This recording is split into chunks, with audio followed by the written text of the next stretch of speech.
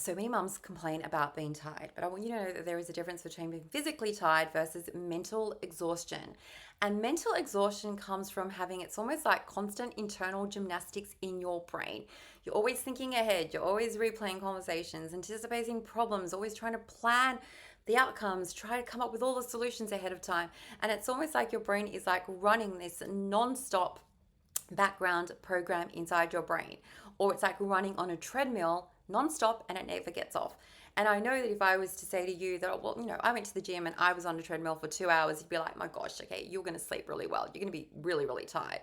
But we never really acknowledge just how tired our own mental overprocessing is draining us. But here is something very practical that I have found really, really helps. The moment you write things onto paper, okay, you got to get it out of your brain, and you also have to make clearer decisions ahead of time. Okay, decide ahead of time what your plan is. This is what we're having for dinner. This is what we're doing on the weekend. This is our go-to routine. This is when it's going to happen, as opposed to leaving all these open loops in your brain.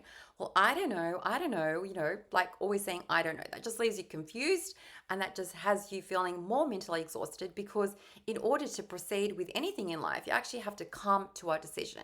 And what you're going to find is when you've made a decision, you just close the loop and you pre-decide, your brain will relax, okay? And so if you've been feeling this way, mentally exhausted, just ask yourself, like, what is leading to that exhaustion? Are you feeling so tired because you're thinking constantly without a pause, without actually coming to a decision and then actioning that decision? So your goal is to reduce the mental spinning, get off that mental hamster wheel. And the moment you do, you're going to find that your energy is going to shift. And if you find yourself stuck in these overthinking loops, okay, go ahead and grab my free guide in the description. It is going to be super helpful.